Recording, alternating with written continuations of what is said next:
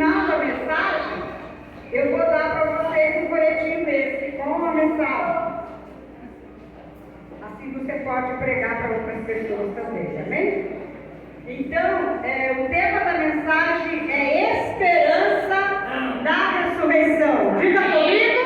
Esperança na ressurreição. O texto é Lucas 22, do 18 ao 20. Amém? Amém. Eu vou falar 1, 2, 3 e já podemos ler. Amém? 1, 2, 3 e já. Eu vos digo que já não beberei do fruto da vide, até que venha o reino de Deus. Retomando o pão e havendo dado graças, partiu e deu, dizendo: Isto é o meu corpo, que por vós é dado, fazei isso em memória de mim. Semelhantemente, tomou o cálice e depois da ceia, dizendo: Este cálice é o Novo Testamento do meu sangue, que é derramado por vós.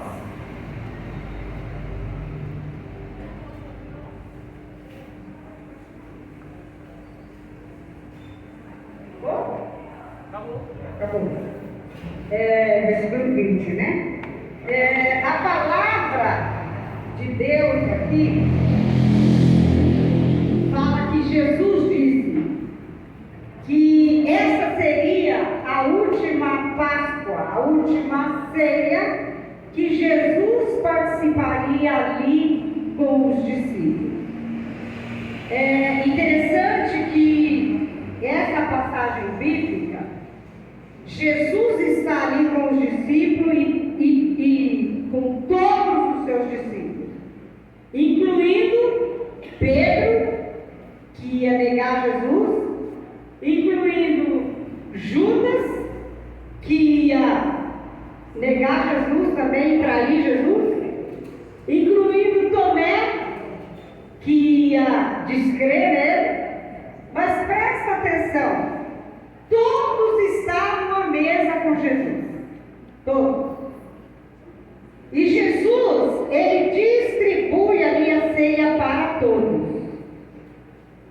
Ele não faz acepção de pessoas. Ele oferece a oportunidade a todos. E a palavra vai nos dizer, e eu estou seguindo aqui, um folhetinho que eu vou dar para vocês depois, que um pouco mais à frente você vai ver a palavra de Deus que quando ele termina, né, de falar essas palavras, ele já começa a entrar aí no propósito do sofrimento e da crucificação. Mas antes que ele estivesse ali com os discípulos, ele falou para alguns deles e disse assim: vocês devem sair e seguir um homem com um cântaro de água na cabeça, porque este homem, ele vai levar vocês no lugar certo. Veja bem que se Jesus tivesse falado para seguir uma mulher, seria difícil para os discípulos saber, porque essa é a função da mulher, carregar água na cabeça. Mas um homem não. Um homem não era comum um homem carregar água na cabeça. Então, quando Jesus fala para os discípulos, seguir um homem com um cântaro de água na cabeça, ele estava dizendo, siga esse único homem que vai estar com um cântaro de água na cabeça. Porque este homem, ele vai levar vocês no lugar certo. Ele vai levar vocês no cenáculo. Ele vai levar vocês na casa do meu pai. Ele vai levar vocês num lugar amplo e superior. Preste bem atenção, e eu quis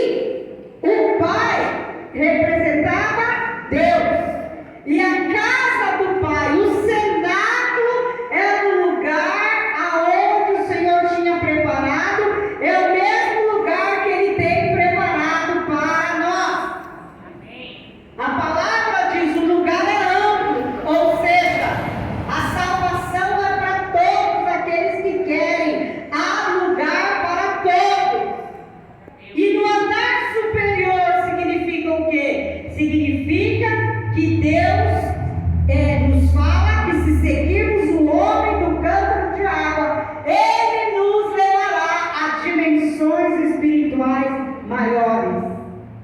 E assim Jesus dá essa instrução para os seus discípulos.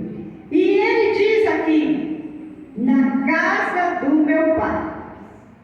Jesus disse: eu vou para o Pai, mas eu voltarei, e eu vos levarei para junto de mim. Amados, aqui, seguir o homem do cântaro d'água. Você tem seguido o homem do cântaro d'água? Você tem seguido? Tem ou não? Faz barulho aí se você tem seguido. Porque muitos não seguem o homem do cântaro d'água. Muitos seguem homens. Muitos seguem títulos. Muitos seguem denominações. Muitos seguem amigos. Essa semana eu estive num lugar e o irmão disse para mim assim: pastor, tem uma pessoa que saiu da igreja e vive me chamando para a igreja dela. E eu cansei de ouvir isso. E eu falei para a pessoa assim: se você está lá, se você saiu de lá e você está onde está bem, fica lá. Deixa a gente em paz. Deixa a gente em paz, siga a sua vida. Aí ele virou para mim e disse assim: pastor, eu não sei porquê, mas parece que tem uma coisa. O povo sai dessa igreja, mas eles não esquecem da gente, eles sempre tentam querer arrastar alguém. Eu falei assim: sabe por quê? É porque igreja existe muitas, mas igreja onde Deus tem liberdade para falar e agir, eu conheço a minha. Eu sei da minha. Pessoas, elas correm atrás de novidade, elas correm atrás de luxo, e aí elas ficam de um lugar para o outro, de um lugar para o outro. Ah não, porque nessa daqui a cadeira é macia, a não dói o bumbum. Ah não, porque essa daqui, ai olha. Quando o calo aperta, aonde é que eles vêm pedir oração? Aonde é que eles vêm buscar ajuda, ligar, pedir oração? É na igreja de banco duro. Mas é a igreja onde Deus tem falado. É a igreja onde você tem ouvido a voz de Deus. Não é igreja de barulho. É igreja de sensibilidade à voz de Deus. E aí, eu falei: parabéns, você fez muito bem, isso mesmo. Não empresta o seu ouvido para quem está contaminado. Porque o que você ouve aqui, vai aqui. E quando vai aqui, vai lá em Hebreus, como diz: ninguém se prive da graça de Deus. E que nenhuma raiz de amargura brotando perturbe você e perturbe os demais. Então, não olha para o homem, não olha para aquilo que você ouve, olha para o homem do cântaro de água. Olha para o homem de cântaro de água, porque o homem do cântaro de água, ele carrega a água do Espírito, a água que nos lava, a água que nos limpa, a água que nos purifica, a água que nos enche da presença do Espírito Santo. E Jesus falou isso: se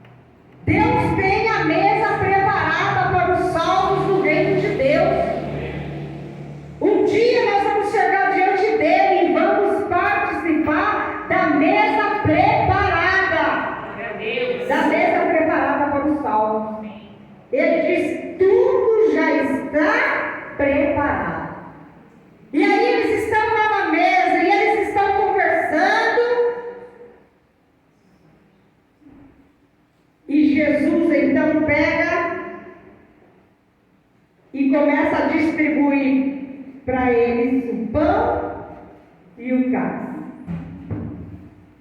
E Jesus começa a distribui para o traidor. Distribui para o traidor. Eu acho que esse negócio de você dar o primeiro pedaço de bolo para a pessoa que você mais gosta, mais respeita, mais admira, eu acho que veio daí. Porque Jesus pegou o primeiro, pedaço de pão e ele entregou para Judas. Ali estava dando a oportunidade para Judas. As pessoas, elas vão sentar à mesa conosco e entre tantas, algumas vão nos trair.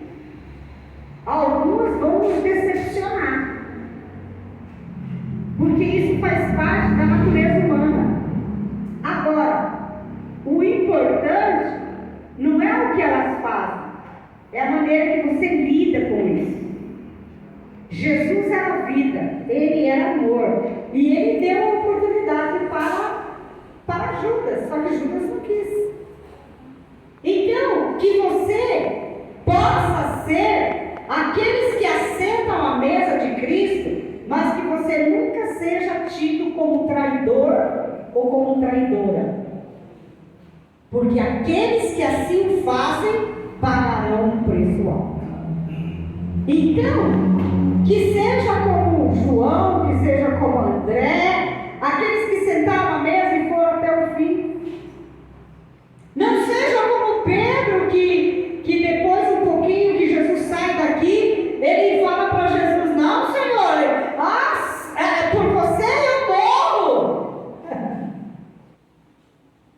Jesus falou para ele: olha, Pedro, até que o galo cante 3 vezes você me negar.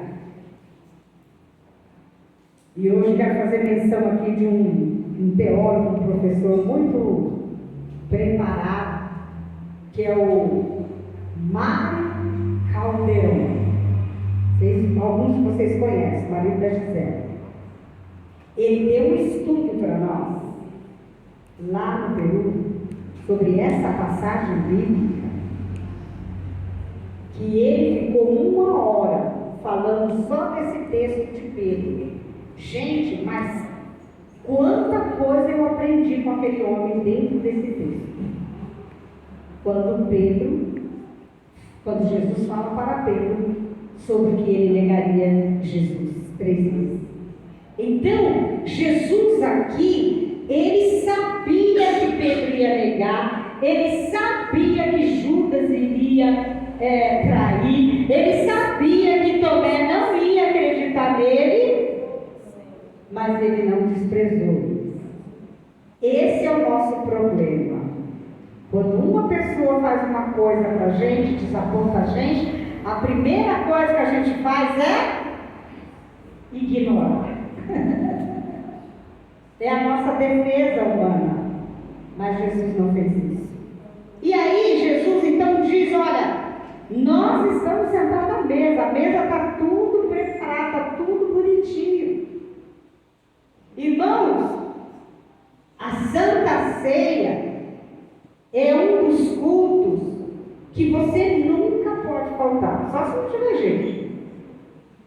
Porque a Santa Ceia é lugar de comunhão, é lugar de celebração.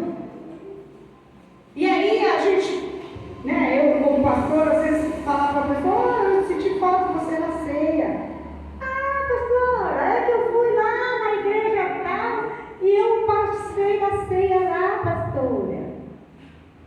Aí eu fico triste, sabe por quê? Porque a pessoa não aprendeu o que é Santa Ceia. Santa Ceia é comunhão. Santa Ceia você celebra com os seus irmãos da fé, com os seus irmãos da casa. Santa Ceia não é que você vai marcar uma viagem justo no dia que é para Santa Ceia.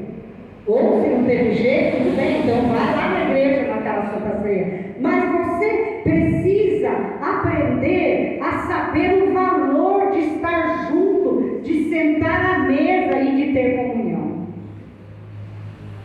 Nós precisamos ter ansiedade, desejo de participar da ceia do Senhor. Quando eu era da igreja da Sede, no início da minha conversão, eu ia lá na igreja da Sede, isso há 43 anos atrás, ou mais. E tinha 2 cultos. A igreja lotava, tinha o primeiro culto e o segundo culto. Tipo, um era às 5 horas, o outro era às 7. E a gente corria para poder chegar no de 5. Gente, que dor! Quando você chegava atrasado do primeiro, porque a gente não queria ficar no segundo, que chegava muito tarde aqui, as portas fechavam.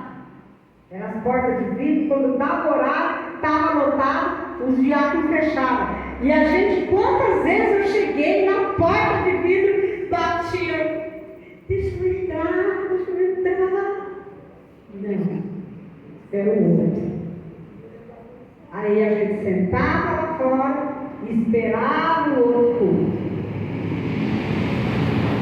Hoje em dia, as pessoas,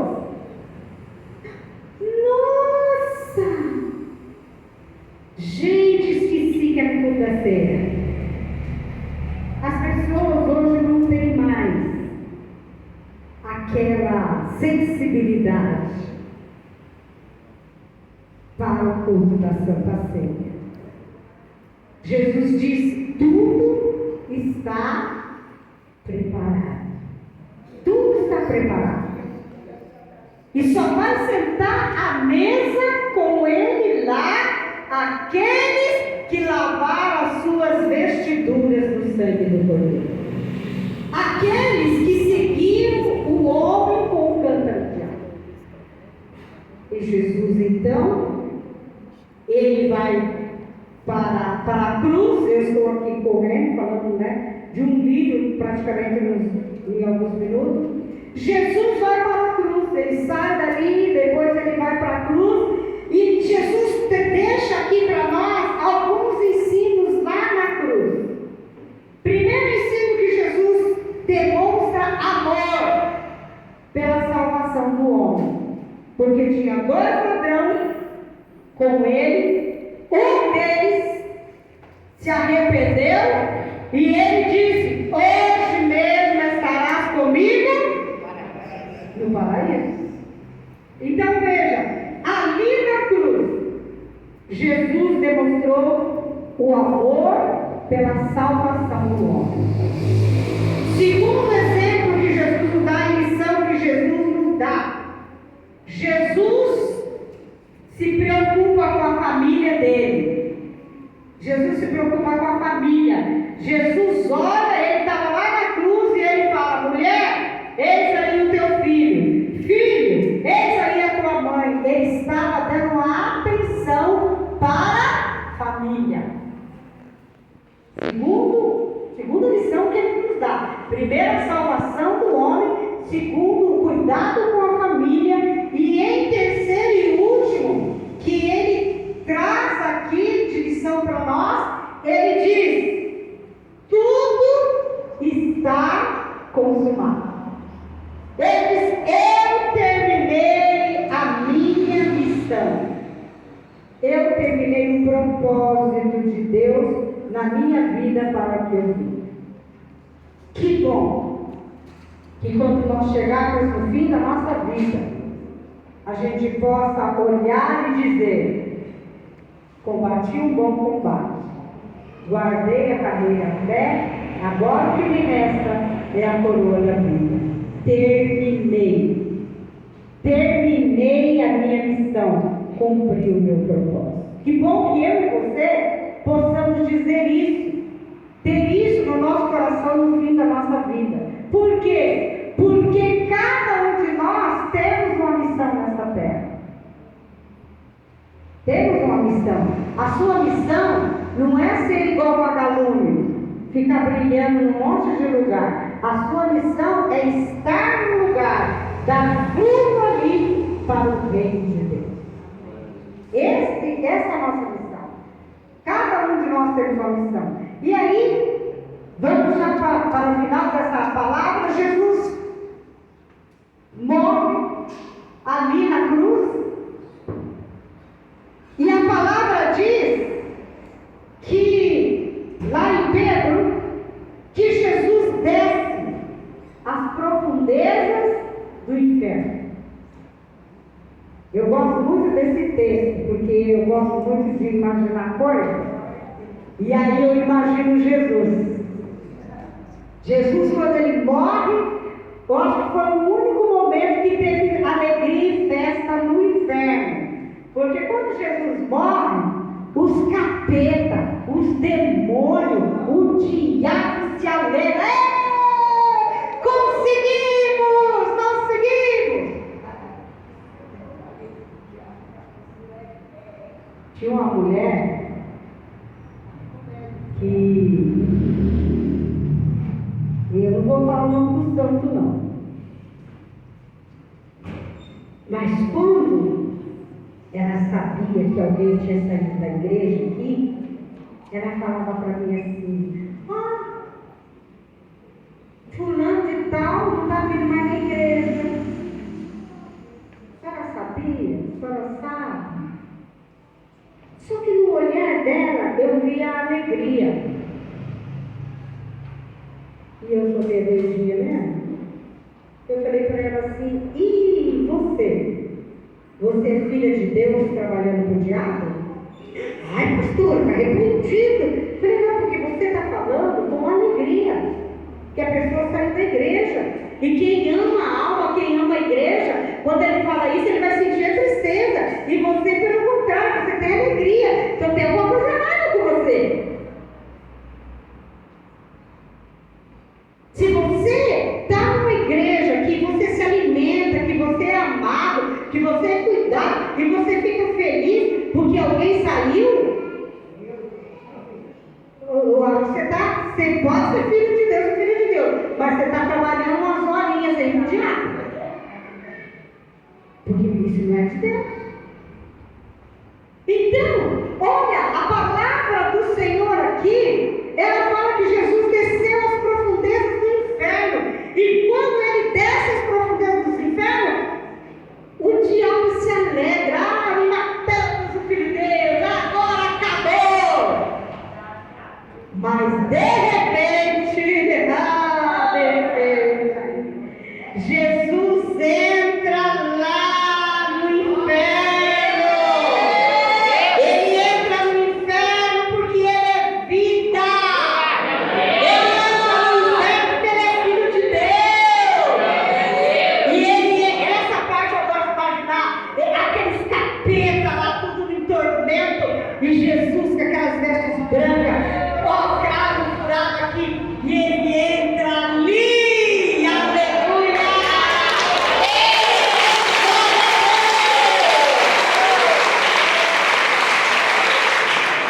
E ele vai falar: ó morte, aonde está o teu aguilhão, ó morte?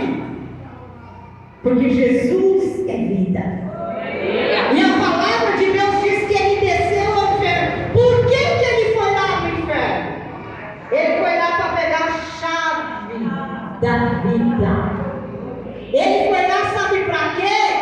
Para falar para Abraão, para Jacó, para Jó, para todos que morreram antes dele, para dizer: venha comigo para o jardim de Deus.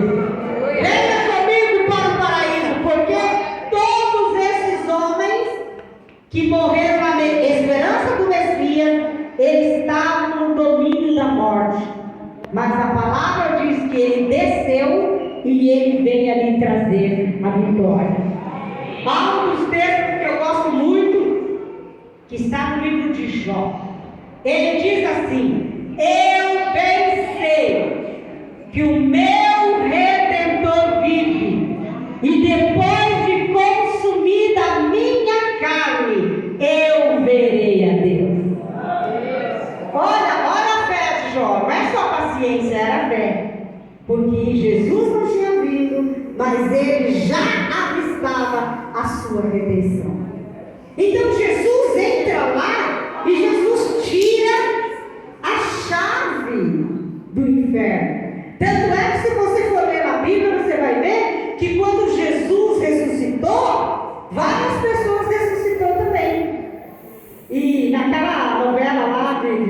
de Jesus lá, você vê, eles fizeram essa parte muito boa, que Jesus quando ressuscita, várias pessoas também ressuscitam e começam a andar ali, por quê? Porque Jesus Cristo é vida. E aonde ele está, ele traz vida. E aí Jesus então ressuscita. Agora veja bem, quando ele estava lá no túmulo, que as mulheres foram ver ele, acontece uma coisa interessante.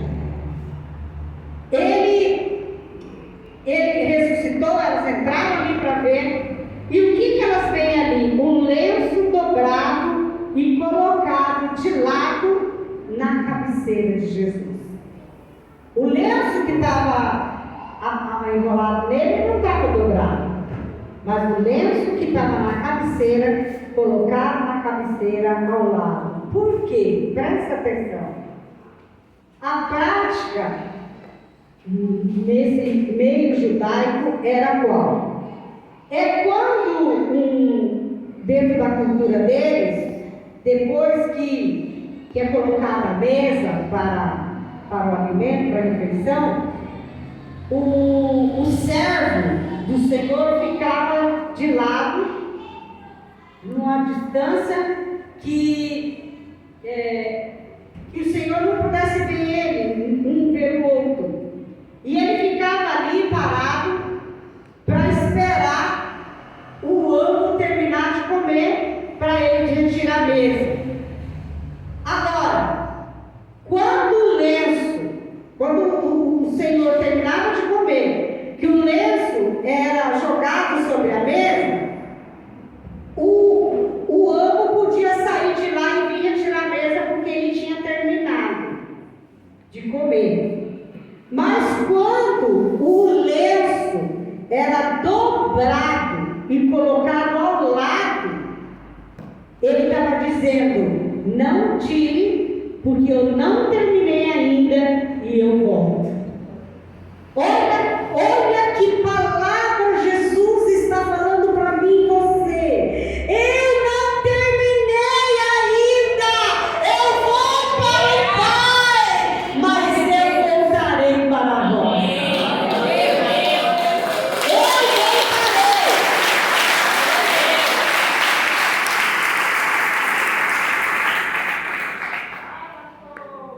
Glória a Deus.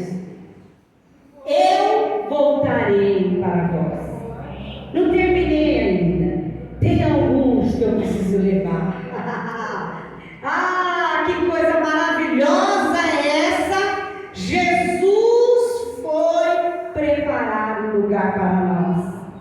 E a palavra vai nos dizer que ele disse: eu vou para o Pai, mas eu voltarei para vos levar para comigo estar. A palavra de ressurreição, a ressurreição de Jesus, ela traz esperança na morte. Ela traz alegria, ela traz perdão, ela traz cura, ela traz vida eterna, ela traz esperança de um novo tempo. Jesus morreu, mas ele ressuscitou. E ele está vivo! Ele está vivo! Por isso você pode crer no amanhã. Você pode crer. Se você morrer, você estiver seguindo um homem no cântaro d'água, fica tranquilo, porque quando os seus olhos se fecharem nessa terra, você será recebido por ele. Não tenha medo. Não tenha medo, se prepara. Prepara. Porque ele pode vir buscar a igreja logo, mas ele também pode vir buscar individualmente alguns de nós. Eu queria que você, neste momento, curvasse a sua cabeça, fechasse os seus olhos. Eu quero orar por você. Senhor, meu Deus e meu glorioso Pai, a tua palavra diz que Jesus Cristo venceu a morte e o Senhor ressuscitou para nos trazer vida, para nos trazer esperança. E eu quero orar nesta manhã por cada pessoa que está ouvindo essa palavra. Que ela seja renovada na fé. Que ela seja renovada na esperança. Porque a tua palavra diz que o Senhor traz esperança na morte, vida eterna por Cristo Jesus. E eu quero pedir neste momento que haja salvação, que haja salvação, que haja cura espiritual, que haja a tua bênção sobre a vida de cada pessoa que está nos ouvindo nesta manhã. Em nome do Senhor Jesus, eu declaro sobre ti o milagre da ressurreição. Em nome de Jesus. Glória a Deus.